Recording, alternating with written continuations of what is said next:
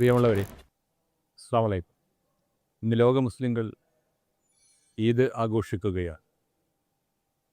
ഒരു മാസത്തെ വ്രതാനുഷ്ഠാനത്തിന് ശേഷം വിശ്വാസികളായ മുസ്ലിങ്ങൾ മുഴുവൻ ഈദ് ആഘോഷിക്കുമ്പോൾ അതിൻ്റെ മുഖ്യമായ സന്ദേശം സാഹോദര്യവും സൗഹൃദവും നിലനിർത്തുക എന്നതാണ്.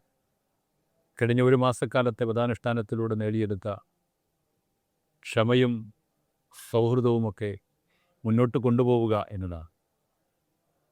അത് പ്രാവർത്തികമാക്കാൻ ഈ ഈദ് ആഘോഷത്തിന് കഴിയട്ടെ എന്ന് ആഗ്രഹിക്കുകയാണ്.